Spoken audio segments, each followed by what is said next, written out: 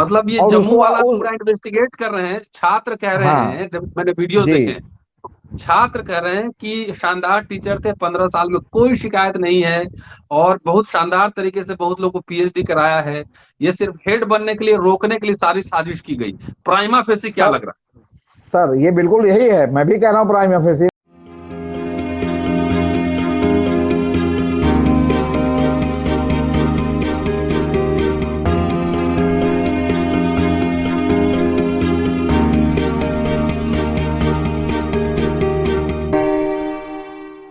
दोस्तों, रतनलाल बोल रहा हूं और आप देख रहे हैं अम्बेडकर नामा। रोहित वेमुला का नाम आपने सुना ही होगा। सांस्थानिक हत्या, देश भर में, दुनिया भर में बवाल हुआ था। उसके बाद पायल तडवी, प्रोफेसर सुखदेव थोरट ने एक स्टडी किया था एम्स पर कि कैसे एससी एसटी के साथ भेदभाव हो रहा है।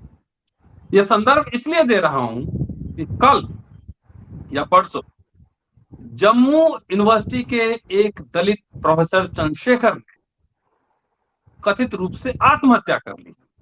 2 तारीख को 23 लड़कियां उनके खिलाफ शिकायत करती हैं। 20 को हेड बनने वाले थे। हेड बनने से सिर्फ 18 दिन पहले 23 लड़कियां एक साथ शिकायत करती हैं। 5 दिन के अंदर इंक्वायरी कमेटी बैठती है और उनको सस्पेंड कर दिया जाता है। प्रेशर झेल नहीं पाए होंगे, देखना है क्या मामला है। जम्मू यूनिवर्सिटी में अभी प्रोटेस्ट चल रहा है। लेकिन इस एपिसोड में मैं ये संदर्भ दे रहा हूं, फुल फ्लेजेड जो है वीडियोस आपके पास आएंगे, लगातार आएंगे वीडियोस। जम्मू के लोगों से भी बात करेंगे, उनके परिवार के लोगों से भी बात करेंगे। लेकिन आज इस एपिसोड में मामला हाथरस से जुड़ा हुआ है।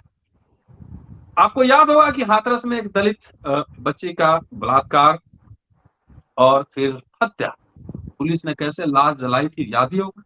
देश भर में काफी प्रोटेस्ट हुआ था। तृणमूल कांग्रेस के सांसद वहां, ब्रांड भी पहुंचे थे, राहुल गांधी और प्रियंका गांधी भी पहुंची थी, तमाम लोग पहुंचे थे। हम लोगों ने भी प्रोटेस्ट किया था अपने तरीके से। लेकिन उसी को कवर करने केरल के एक पत्रकार कप्पन पहुंचे थे। पुलिस ने गिरफ्तार कर दिया और लंबे समय तक उनको जेल में रखा है। आज उनको जमानत मिली। इस एपिसोड में इसी विषय पर हमारे साथ इस पर चर्चा के लिए वरिष्ठ पत्रकार, संपादक और अधिवक्ता जेपी सिंह साहब जुड़ चुके हैं। आप लगातार अम्बेडकरनामा पर सुन रहे हैं और बगैर पढ़े शोध किए हुए, प्राइमरी इंफॉर्मेशन के, प्राइमरी सोर्स के जेपी सिंह साहब बात नहीं करते हैं, इसलिए इनसे बात करना हमेशा ज्ञानवर्धक और लाभप्रद होता है। क्या है मामला, सीधे जेपी सिंह साहब से पूछेंगे, उनके पास लिए चलता हूँ। आपको सुनेगा पूरा वीडियो और शेयर करते रहेगा। स्वागत है सर अम्बेडकरनामा में। जी नमस्कार। नमस्कार सर। आज सुप्रीम कोर्ट से जमानत मिली है कप्पन को। क्या जी क्या बहस हुई है, क्योंकि मुझे लगता है कि जबरदस्ती गिरफ्तार करके रखा गया था। एक तरीके से सरकारें पॉलिटिकल वेंडेटा की तरह कानून का इस्तेमाल कर रही देखिए, अब आप कहिए कि मैं पीएफआई का सदस्य हूं जी। और पीएफआई ने ये किया, पीएफआई ने वो किया, पीएफआई ने वो किया। हम्म। कानून हमेशा ये देखता है कि अगर पीएफआई का मैं सदस्य हूं तो दो जी। बातें हैं। पहला, तो पीएफआई क्या सिमी की तरह या और जो प्रतिबंधित संगठन है उनकी तरह प्रतिबंधित है, हम्म। और फिर अगर वो प्रतिबंधित है तो एक बात हो गई और प्रतिबंधित नहीं है तो दूसरी बात हो गई। फिर हम्म। पीएफआई ने जो भी किया हो उसमें मैं शामिल था कि नहीं, व्यक्तिगत रूप से, हम्म। व्यक्तिगत रूप से या षड्यंत्र के रूप में मैं शामिल था कि नहीं था। तो न पीएफआई प्रतिबंधित संगठन है, न पीएफआई में जो बताया गया कि पीएफआई ने ये किया, पीएफआई ने वो किया, पीएफआई ने ऐसा किया, वो राष्ट्रवादी मोड में बहस हुई, तो उसमें कहीं हमारी संलिप्तता नहीं है। फिर कोर्ट ने पूछा कि भाई आपने गिरफ्तार किया, कहा हाँ कार से गिरफ्तार किया, इनके साथ 3 लोग और भी थे और इनके पास कार में जो है वो आईडी इनका मिला और वो मिला, कुछ साहित्य मिला। जी। तो इस पर जो है सीजीआई ललित ने पूछा, यूवी ललित साहब ने, कि भाई उस हम्म। साहित्य में क्या था।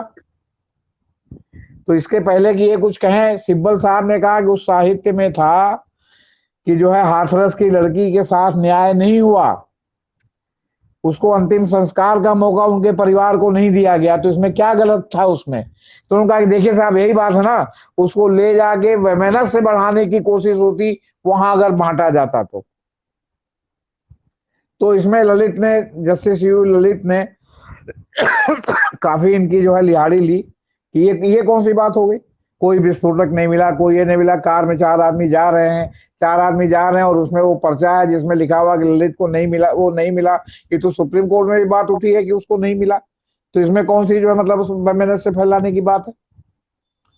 तो कहने का मतलब ये है कि आप किसी भी आधार पर, हमने आपको एक बार पहले भी कहा था कि मैं आपसे कहूं कि आपकी दाहिनी आंख बाई आंख से छोटी है, आप कहे नहीं बराबर है, मैं कहूं नहीं मैं देख रहा हूं आपकी छोटी है।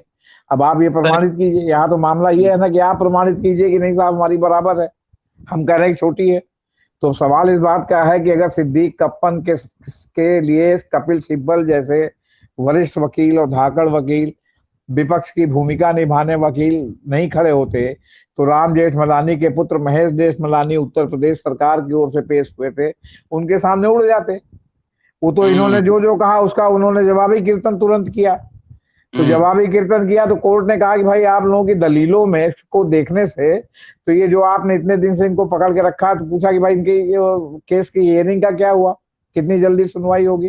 तो उन्होंने कहा कि उत्तर प्रदेश सरकार जल्दी प्रयास कर रही है सुनवाई होने का। तो उन्होंने कहा इसका मतलब ये सुनवाई नहीं शुरू हुई। तो उन्होंने कहा कि भाई हम तो अब जमानत इनको दे रहे हैं, और कुछ शर्तों के साथ उन्होंने उनकी जमानत मंजूर कर दी। 23 महीने से कप्पन जेल में थे। और जो है ये जो उत्तर प्रदेश के जो आपके इलाहाबाद हाई कोर्ट में जब ये मामला आया था, तो इलाहाबाद हाई कोर्ट के जज साहब को लगा कि जो पुलिस कह रही है वो सब सही है। उन्होंने जो है जो पुलिस ने कहा उसको सब सही मानते हुए इनकी जमानत इलाहाबाद हाई कोर्ट में रद्द कर दी थी, जिसके खिलाफ सुप्रीम कोर्ट में अपील हुई थी। तो वहां से इनकी जमानत मिली। हालांकि सिद्दीक कप्पन के एक सहयोगी की इलाहाबाद हाई कोर्ट ने बाद में जमानत दे दी थी जब ये सुप्रीम कोर्ट चले गए थे। लेकिन ये कि पहले उन्होंने इनकी जमानत नहीं दी। लेकिन अब बात यहां यही है कि पीएफआई बैन भी नहीं है। हम पीएफआई की किसी गतिविधि में सक्रिय रूप से लिप्त होते हुए, कहीं संलिप्त होते हुए, कहीं हमारे खिलाफ कोई एफआईआर भी नहीं है। हम वहां जो है हाथरस की घटना को कवर करने जा रहे थे, और उसमें अगर कुछ पंपलेट हमारे उसमें पड़े थे जिसमें यही लिखा था कि इस लड़की को न्याय नहीं मिला, तो सत्य लिखना भी गुनाह है। ये क्या लिखा गया था क्या कि जो है वो आप इसके खिलाफ विद्रोह कर दीजिए? सर पीएफआई तो जहां तक मुझे ध्यान है दिल्ली में भी मीटिंग करती है, चुनाव भी लड़ती है। अब वो कह तो रहे, वो कहा उन्होंने कपिल सिब्बल ने कि प्रतिबंध नहीं है। तो ये कहना कि पीएफआई पीएफआई क्या मतलब है इसका? और फिर पीएफआई ने अगर कुछ किया है और पीएफआई के कुछ लोगों पर मुकदमा चल रहा है, तो उससे सिद्दीक कप्पन कहां उसमें इन्वॉल्व है? तो कोई इन्वॉल्व नहीं होगा तब भी होगा। यहां तक सुप्रीम कोर्ट की रूलिंग आ चुकी है कि आप अगर किसी प्रतिबंधित संगठन के सदस्य भी हैं और आपने कोई जो है आपराधिक कृत्य नहीं किया है, तो आपको जो है वो क्या कहते हैं, पुलिस प्रताड़ना या आपको गिरफ्तारी नहीं होगी। ये सुप्रीम कोर्ट कई मामलों में कह चुका है कि आप प्रतिबंधित संगठन के सदस्य भी हैं, अगर आपने उसका साहित्य भी अपने पास रखा है तो ये कोई अपराध नहीं है। आपको याद होगा कि विनायक सेन को इन्होंने पकड़ा था, बाद में ये भीमा कोरेगांव में इतने बुद्धिजीवियों को पकड़ा। विनायक सेन में भी जो है वो क्या कहते हैं वहां के तो सजा भी हो गई थी, सुप्रीम कोर्ट ने कहा नहीं, किसी का साहित्य रखना कोई अपराध नहीं है। नहीं, उस हिसाब से सर तो पूरे लाइब्रेरीज को बंद कर देना चाहिए, सब में मार्क्स अब लेनिन आप माओ बताइए। साहित्य तो सारे अब लाइब्रेरीज। मान लीजिए कि मैं हिंदू हूं जन्मना, तो हमारे यहाँ केवल रामायण ही रहनी चाहिए, केवल गीता ही रहना चाहिए। हमारे यहाँ बाइबिल नहीं रह सकता, हमारे यहाँ कुरान शरीफ नहीं रह सकता, या हमारे यहाँ दूसरे धर्म ग्रंथ नहीं रह सकते। हम अगर कंपैरेटिव स्टडी करना चाहते हैं तो कहां जाए कंपैरेटिव स्टडी करने के लिए? और फिर जो आपने कहा लाइब्रेरी, तो लाइब्रेरी को भी बंद कर देना चाहिए। लाइब्रेरी में तो जो सरकार द्वारा प्रतिबंधित किताबें हैं वो भी रहती है, वो भी रखी हैं। अब आप सोचिए कि उत्तर प्रदेश का जो है वो आपका यहाँ इलाहाबाद में गवर्नमेंट प्रेस है मेन, हालांकि लखनऊ वगैरह में भी है। गवर्नमेंट प्रेस से सारा जो है गजट छपता है उत्तर प्रदेश सरकार का। उसमें सारे जिलों के जिला गजेटियर छपते हैं। आपको ये जानकर आश्चर्य होगा कि जिस समय से विश्व हिंदू परिषद ने मथुरा, काशी और अयोध्या का मामला उठाया, तब से सरकार ने इनको आदेश दे दिया है कि जितना गजेटियर अयोध्या, काशी और मथुरा का है, उसको सील किया जाए और किसी को पैसा देने मतलब पैसा दे के आप खरीद सकते हैं, उसको जो है ना दिया जाए। सारी लाइब्रेरियों में जो गजेटियर थे उसको गायब कर दिया गया है, क्योंकि गजेटियर में ये साफ साफ लिखा है कि अयोध्या, काशी, मथुरा की नवैयत क्या है, वहां जो मंदिर भी है, मस्जिद भी है, और जो विवाद भी है वो क्या है, कब समझौता हुआ, मतलब टोटल उसमें रिकॉर्ड है। लेकिन आप चाहें तो वो नहीं मिल सकता। जबकि बाबरी में जो है वो बाबरी मस्जिद जो है कहीं और बन रही है, मंदिर बन रहा है वहां दोनों जगह मामला जो है काशी और मथुरा का जो है कोर्ट में है। लेकिन आप अगर गजेटियर चाहे तो आपको गजेटियर नहीं मिल सकता। और ये विपक्ष के विधायकों से मैंने स्वयं कई बार कहा कि आप इसको विधानसभा में उठाइए कि ये गजेटियर जो सत्य है उसको क्यों रोका जा रहा है। तो वो मतलब वो कोई इस बात को उठाने के लिए तैयार ही नहीं होता। मुसलमान विधायक इसलिए तैयार नहीं होता कि तुरंत हमारे ऊपर सांप्रदायिकता का आरोप लग जाएगा, और हिंदू विधायक इसलिए नहीं तैयार होता कि हमारे हिंदू मतदाता नाराज हो जाएंगे, पार्टी कोई भी हो। सर, इस पे कप्पन पे क्या क्या आरोप लगे थे? स्टेट ने जो फ्रेम किया था भाई चार्जेस। कप्पन पर जो है आरोप लगे थे ना कि पीएफआई का सदस्य है और वहां जो है सांप्रदायिकता भड़काने और अनरेस्ट पैदा करने, और ये था, और यूएपीए की धारा लगा दी थी इसके ऊपर। तो उन्होंने कहा ललित साहब ने कि जो है क्या ये आपके क्या कहते हैं यूएपीए की धारा जो आपने लगाई है, तो क्या केवल साहित्य बरामद होने से यूएपीए की धारा लग सकती है? तो इस तो पर मैं जो है वो क्या कहते हैं जी, वो तो अरे मेरे घर पे हाथरस भी आएगा में, तो उसमें चेक की किताबें रखी हुई हैं, कुछ लेनिन की भी होगी, अंबेडकर की भी होंगी, गीता भी है, जी रामायण जी भी है, सारी किताबें मैं रखता जी हूँ।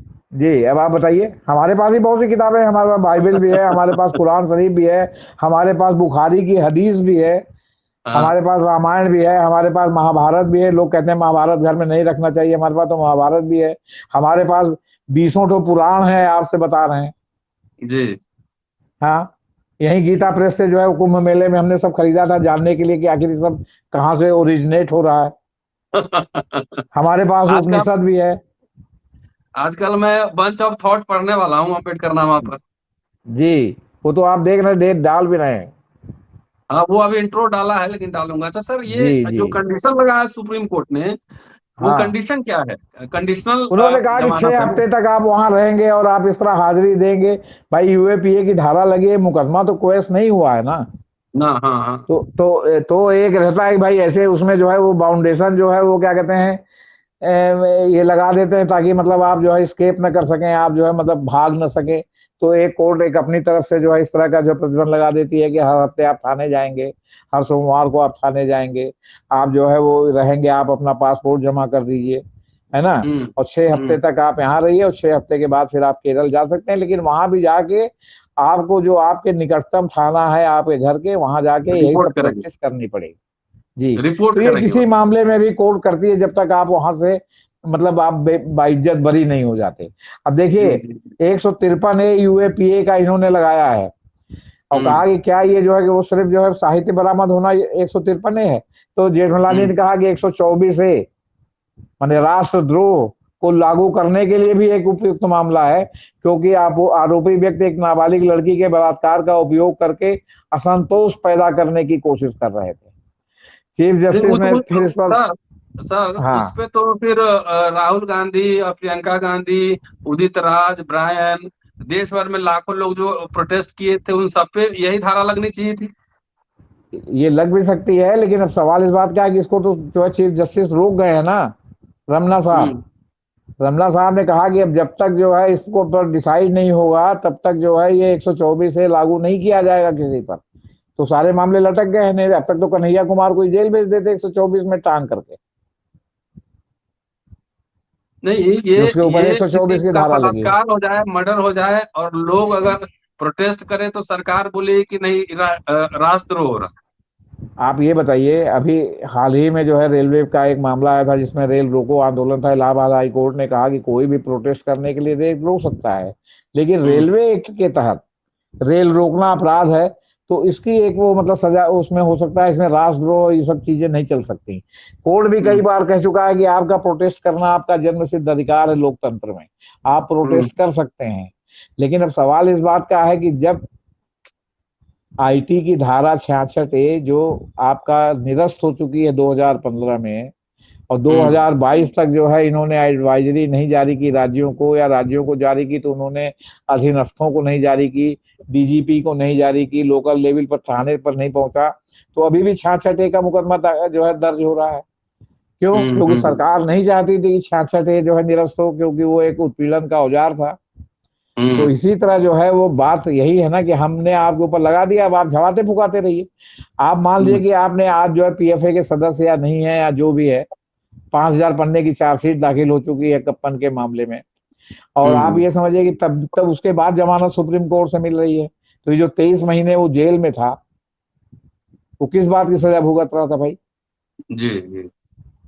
तो बात यह है ना कि आपने एक बार हमारे ऊपर लगा दिया तो हमारी तो झड़ाई फुकाई शुरू हो गई ना। अगर हम किस्मत वाले हैं कि एक अच्छा जज मिल गया, या जो पुलिस वाला ही दबाव में उसने किया लेकिन वो जान रहा है कि हम गलत कर रहे हैं, तो जो है इस तरह जो है वो जरूरत से ज्यादा जो है उछल कूद करके हमारे ऊपर गलत धाराएं नहीं लगा रहा है। अब किसी महिला ने आपके ऊपर आरोप लगा दिया कि साहब आपने उसके साथ बलात्कार किया, जैसे आपने अभी प्रोफेसर का बताया कि साहब एक लड़की ने आरोप लगा दिया और वो जो है जांच भी बैठ गई, जांच में दोषी भी ठहरा दिया गया।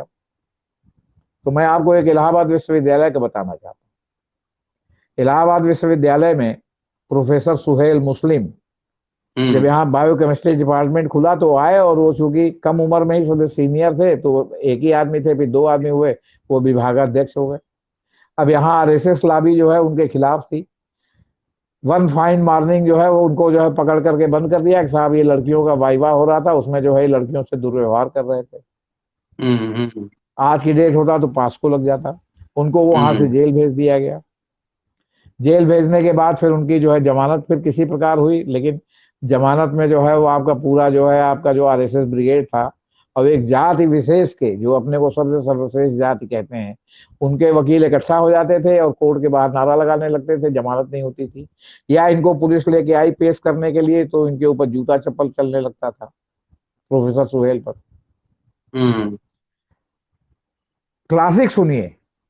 इसके बाद मुकदमा जब चला चीफ जुडिशियल मजिस्ट्रेट के यहाँ, तो इसमें कोई विक्टिम होना चाहिए कहने के लिए ना कि साहब हमारे साथ इन्होंने ऐसा किया, या हम लोगों के साथ ऐसा किया, हम शामिल थे। एक भी लड़की वहां अपीयर नहीं हुई जो ये कहे कि हमारे साथ इन्होंने दुर्व्यवहार किया था। अब सोचिए, विक्टिम नहीं है।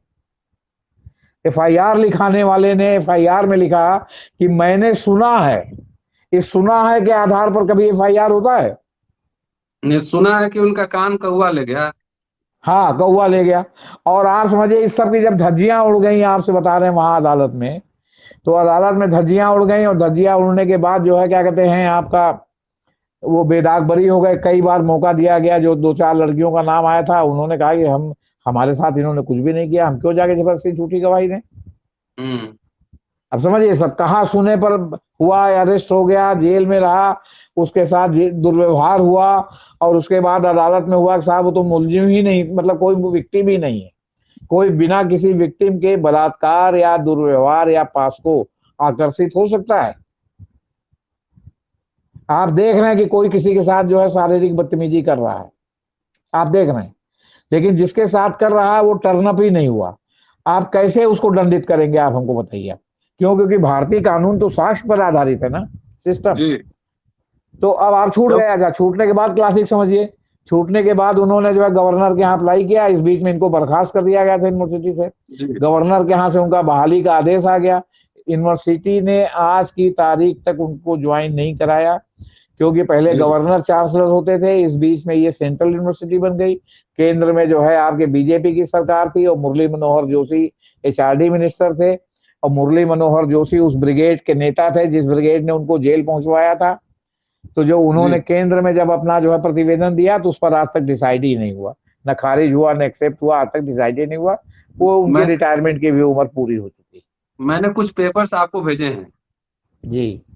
एक टीचर के खिलाफ, जम्मू यूनिवर्सिटी के साइकोलॉजी विभाग के टीचर के खिलाफ, जो कि 20 तारीख को हेड बनने वाले थे, दलित समुदाय के थे, गाजियाबाद के रहने वाले। जी। और 2 तारीख को 23 लड़कियां एक साथ उन पर हैरेसमेंट केस करती, जी। और 7 तारीख तक मतलब 5 दिन के अंदर सारी प्रोसीडिंग हो जाती है, गवाही हो जाती है, सब कुछ हो जाती है, और वो सस्पेंड भी हो जाते हैं, लीगल मतलब एडमिनिस्ट्रेटिव एक्शन भी हो जाता है। कहते हैं कि कहा जा रहा है कि उन्होंने सुसाइड कर लिया अपने कमरे में, कथित सुसाइड। आप चूंकि वकील और पत्रकार दोनों हैं, इन्वेस्टिगेटिव जर्नलिस्ट हैं और एडवोकेट भी, क्या कमिटी अगेंस्ट सेक्सुअल हैरेसमेंट जो कि विश्वविद्यालय में और तमाम डिपार्टमेंट में होते हैं, 5 दिन में कोई इन्वेस्टिगेट करके मतलब एडमिनिस्ट्रेटिव डिसीजन भी ले सकता है क्या?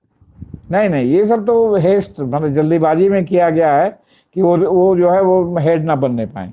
इसमें अच्छा। विभाग के टीचरों की भी साजिश हो सकती है, जी। और हो सकता है कि अगर आपके पास सारे डॉक्यूमेंट आए कि लड़कियों ने क्या शिकायत की थी, तो उसमें क्या किसी लड़की ने ये व्यक्तिगत शिकायत की है कि इन्होंने हमारे साथ, पुष्पा के साथ, सलमा के साथ, हाँ। निहारिका के साथ जो है मतलब इन्होंने ये किया, ये कोई स्पेसिफिक आरोप लगा है?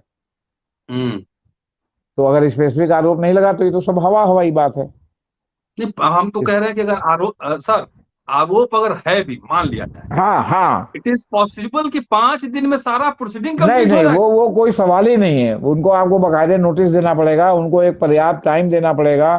एक जो है वो ये कानून का है कि आप किसी को सफाई का पर्याप्त मौका दिए बिना जो है कोई डिसीजन नहीं ले सकते। 5 दिन में आप कैसे डिसीजन ले लेंगे, आप बता रहे? क्योंकि ये मैं इसलिए कह रहा हूं कि ये अच्छा, अथॉरिटीज लोग एक मिनट, इसमें एफआईआर भी हुई है क्या? कोई एफआईआर नहीं है, और वहां हाँ तब, सीबीआई इंक्वायरी की मांग वहां के टीचर्स ने की है कि इसकी पूरी सीबीआई इंक्वायरी हो। छात्र वहां आंदोलन कर रहे हैं, शिक्षक आंदोलन कर रहे हैं, छात्र एसआईटी की मांग कर रहे हैं। शिक्षक ने आज एक डेलीगेशन वाइस चांसलर से मिला है, वो कागज मैंने आपको भेजा है, एक बार देखिएगा, वो और सीबीआई वो इंक्वायरी की मांग हो रही वो टीचर के पक्ष में, है। जी। किसके पक्ष में उन्होंने सीबीआई की जांच की मांग कर रहे हैं? जो सुसाइड का उनके पक्ष में, कि इसकी इंक्वायरी हो पूरी, कि हाँ 5 दिन हाँ में हाँ, कैसे। हाँ हाँ। देखिए ऐसा है ना कि सर, आप यूनिवर्सिटी में हैं, और यूनिवर्सिटी में टॉप करने के लिए, यूनिवर्सिटी में अच्छे नंबर पाने के लिए, और ये सब करने के लिए तमाम जो है बच्चे कंप्रोमाइज करते हैं। जी। ये कंप्रोमाइज वहीं नहीं होता है, ये इंजीनियरिंग कॉलेज में भी कंप्रोमाइज होता है, ये मेडिकल कॉलेज में भी कंप्रोमाइज होता है। आप ये समझ लीजिए कि हमने तो मेडिकल कॉलेज में इलाहाबाद में ही ऐसा ऐसा देखा है कि जो नॉन क्लिनिकल जो है जो टीचर हैं, मेडिकल कॉलेज में दो तरह के टीचर हैं सर, एक क्लिनिकल, एक नॉन क्लिनिकल। जी। नॉन क्लिनिकल केवल सब्जेक्ट पढ़ाते हैं, हालांकि वो भी हैं डॉक्टर। तो अगर नॉन क्लिनिकल है तो उनकी कोई प्रैक्टिस वगैरह अलग से कोई आमदनी का जरिया नहीं रहता। तो वो जी। जब जी। आपका जो एमबीबीएस के एग्जाम्स होते हैं तो लड़कों से कहते हैं कि तुम जो अच्छा इंजीनियर के लड़के हो तो 10 बोरी सीमेंट हमारे यहाँ भिजवा दो, हमारा मकान बन रहा है। किसी से कहते हम्म। हैं कि 3 ट्रक बालू भिजवा दो, हमारा मकान बन रहा है। अगर उसने भिजवा दिया तो ना पास होते हुए पास है, और अगर नहीं भिजवाया तो पास होते हुए फेल। ये सब मैं स्थिति ये है सर। मैं ये कह रहा हूँ सर, चूंकि जी हम लोग एक्टिविस्ट हैं तो आए दिनों मुकदमे झेलते रहते हैं। मान लिया कि जी हम जी मेरी गिरफ्तारी हो गई, तो जी उसका एक प्रोसीजर है कि 48 घंटे हम हिरासत में रहेंगे, तब कॉलेज यूनिवर्सिटी एक्शन लेगा, सस्पेंड करेगा, वॉट एवर इट इज। जी मेरे एक एग्जाम्पल दे रहा हूँ, मेरे खिलाफ अथॉरिटीज इस तरह का हथकंडे इस्तेमाल करती हैं कि आप महिला उत्पीड़न केस लगा दो, कुछ करा दो। मेरे खिलाफ जो है इसी तरह की एक आरोप था। मैंने कहा कि आप कमिटी कंस्टिट्यूट कीजिए and I will face the committee, और कई महीने प्रोसीडिंग चला उसका, और मैंने वकील नहीं किया था, मैं खुद आर्ग्यू कर रहा था। वो केस कॉलेज में ही हरा दिया गया। आज तक उसकी रिपोर्ट मुझे नहीं मिली है कि कमिटी ने क्या फाइंडिंग दी है। मेरे कहने का मतलब ये है कि अगर मैं दोषी भी, मान लीजिए, तो मेरे खिलाफ गवाही भी है, पुख्ता सबूत भी है, तो क्या 5 दिन के अंदर कोई कमिटी, सुप्रीम कोर्ट की कमिटी भी नहीं करती है कि विश्वविद्यालय की कमिटी 5 दिन में ही सब कर डाले? देखिए ये सर, हम सवाल। आपको इस पर एक लेटेस्ट केस ला बता रहे हैं। जी। आपके ऊपर अगर कोई मुकदमा आपराधिक चलता है, जी। इवन मर्डर का भी मुकदमा आपके ऊपर आपराधिक चल रहा है, जी। और आपसे जब अदालत चार्ज फ्रेम करके आपसे पूछती है कि क्या आप दोषी अपने को मानते हैं या जो है आप निर्दोष अपने को मानते हैं, अगर निर्दोष मानते हैं तो फिर मुकदमा चलेगा, आप दोषी हम्म। मानते हैं तो दूसरे ढंग से चलेगा। हम्म। लोग कहते हैं कि नहीं मैं निर्दोष हूं, मैं मुकदमा चलेगा। हम्म। लेकिन अगर आपने दोषी भी अपने को मान लिया जी। तो आपके मानने से ही आपको सजा नहीं हो जाएगी। पूरा प्रोसीडिंग होगा। हाँ, प्रोसिक्यूशन को बियॉन्ड डाउट हाँ। ये प्रूव करना पड़ेगा कि आपने अपने को मान लिया तो आपने ही किया है। ऐसा नहीं है कि आप किसी को बचाने के लिए कर रहे हैं, आप शेयर हाँ फ्रस्ट्रेशन में कर रहे हैं या आप किसी और वजह से कर रहे हैं। तो सवाल है कि ये नैसर्गिक न्याय का सिद्धांत है, जहां कोई कानून नहीं है वहां भी नैसर्गिक न्याय का सिद्धांत है कि आपको मौका देना ही पड़ेगा, सफाई का पर्याप्त मौका देना पड़ेगा आपको। उनकी गवाही, जिन लड़कियों की आपने 23 को दर्ज की, उनका जो है उनको स्टेटमेंट देना पड़ेगा, उसके आधार पर उनको क्लास एग्जामिनेशन करने का मौका देना पड़ेगा, है ना, ये सब चीजें देनी पड़ेंगी। और दूसरी बात यह है कि अगर उन्होंने ऐसा ही 23 लड़कियों ने लिखा है, तो 23 लड़कियों ने क्या लिखा है कि किसके साथ उन्होंने क्या किया, कोई इंडिविजुअल किया है कि नहीं किया है, फिर इसके आधार पर कोई FIR हुई है कि नहीं हुई है कि लड़कियों ने लिख के दे दिया, आपने मान लिया। तो आप किसी भी टीचर को एक दिन सवेरे सवेरे जाइए, काली हाथ में लेके जाइए और टीचर के मुंह पे मल दीजिए और कह दीजिए साहब इन्होंने जो है लड़कियों के साथ दुर्व्यवहार कर रहे हैं। भैया किसके साथ कर रहे हैं, कोई एक को तो लाके खड़ा करो। हमने बताया कि नहीं, इलाहाबाद में आपके क्या हुआ, इलाहाबाद यूनिवर्सिटी में एग्जाम चल रहे थे, मौखिक वो परीक्षाएं चल रही थी, वाइवा हो रहा था, और उसमें वो टीचर को पुलिस से लाके गिरफ्तार करा दिया और FIR में कि हमने सुना है, एक लड़की के पिता से लिखवा दिया हमने सुना है। अब हमने सुना है, मामला अदालत में चलेगा। विक्टिम ही जब कोई नहीं रहेगा, जब कोई विक्टिम नहीं रहेगा तो अपराध कारित कैसे होगा। मतलब ये जम्मू वाला पूरा इन्वेस्टिगेट कर रहे हैं, छात्र कह रहे हैं, जब मैंने वीडियो देखे, छात्र कह रहे हैं कि शानदार टीचर थे, 15 साल में कोई शिकायत नहीं है और बहुत शानदार तरीके से बहुत लोगों को PhD कराया है, ये सिर्फ हेड बनने के लिए, रोकने के लिए सारी साजिश की गई। प्राइमा फेसी क्या लग रहा है सर? ये बिल्कुल यही है, मैं भी कह रहा हूँ प्राइमा फेसी नहीं तो FIR होती और उसमें एक विक्टिम होते कि मतलब 23 तो एक वेग टाइप की चीज है ना, कि दुर्व्यवहार करते हैं, कर रहे हैं, किया है, क्या किया है, किसके साथ क्या किया है, इंडिविजुअल बताओ ना। खाली कह देने तो थोड़ी हो जाएगा कि दुर्व्यवहार करते हैं। जी जी जी जी। आपको मैं बताऊं, बहुत पुरानी बात नहीं है ये सब। 1999 का जब इलेक्शन हो रहा था, अटल बिहारी वाजपेयी की सरकार जब 4-5 साल चली थी लगातार, उसके पहले एक बार 13 दिन चली थी, एक बार 13 महीने चली थी, और उसके बाद जब 1999 का जो चुनाव हुआ, तो 1999 के चुनाव में इलाहाबाद में डॉक्टर मुरली मनोहर जोशी के खिलाफ डॉक्टर रीता जोशी, जो आज BJP की MP हैं, वो खड़ी थी MP में कांग्रेस के टिकट पर। और रीता जोशी की तरफ से नीलम महाजन सिंह, जो वरिष्ठ पत्रकार हैं, वो जो है वो क्या कहते हैं आई थी इलाहाबाद में जोशी जी के ऊपर जो है वो क्या कहते हैं कीचड़ उछालने, कि जोशी जी का मतलब, उनका कुल मिला के कहने का मतलब था कि जोशी जी ने उनके साथ न केवल मारपीट की बल्कि यौन दुर्व्यवहार किया। ये एक बार हम लोग विस्तार से बात कर चुके हैं इस पे। नहीं, हम एक उदाहरण दे रहे हैं, हम एक उदाहरण दे रहे हैं। जी। जोशी जी के विरोधी भी इस बात को प्रयागराज में मानने के लिए इलाहाबाद में तैयार नहीं थे। उनका कहना था कि जोशी जी पढ़ाते नहीं हैं, जोशी जी एरोगेंट हैं, जोशी जी कुछ भी हो, लेकिन जोशी जी ये नहीं है जो कहा जा रहा है। जी जी जी। तो हर टीचर की एक अपनी इमेज होती है, रेपुटेशन हाँ, एक रेपुटेशन होती है, एक अपनी इमेज होती है। तो कहने का हम ये सिर्फ यहाँ ये कहना चाहते हैं कि आप किसी का भी दामन बहुत साफ है, आप उस पर कोई तोहमत लगा दीजिए। अब उसमें जो कमजोर दिल का आदमी होगा, जो कोमल हृदय का आदमी होगा, वो तो बेचारा प्रताड़ित हो ही जाएगा ना। उसमें उसको एक तो बात प्रताड़ित और कर उभर दिया। के आ रही है, एक बात हाँ और छात्र कह रहे हैं वहां पे कि बहुत सारे टीचर पे गंभीर आरोप लगे, अभी पेंडिंग है, जी कुछ जी रिटायर भी हो गए, उनके खिलाफ कोई एक्शन जी नहीं हुआ, जी। सिर्फ इस प्रोफेसर के खिलाफ 5 दिन के अंदर एक्शन हो गया। Show me your face, I will show you the rules. भाई यही तो बात है ना कि आपकी दाहिनी आंख छोटी है बाई आंख से। चलिए आप सर, इस हमारी पर पूरा चीजें छोटी इन्वेस्टिगेट नहीं मैं करता हूँ, लोगों से बात करता करिए। हूँ और मुझे हाँ फैक्ट्स लेकर आने दीजिए। मैंने कुछ कागजात आपको भेजे हैं, चूंकि आप ठीक लॉयर ठीक भी हैं सर, तो पढ़ के आप समझ ठीक लेंगे। ठीक और ठीक। दोस्तों, JP सिंह साहब हैं, पूरा प्रोफेसर चंद्रशेखर की आत्महत्या, आत्महत्या या सांस्थानिक साजिशन, मर्डर, ये पड़ताल का विषय है। इस पर लगातार अभी और फैक्ट्स निकालने की कोशिश कर रहा हूं। शुक्रिया, पूरा वीडियो देखिए, शेयर और सब्सक्राइब करते रहिए। शुक्रिया सर।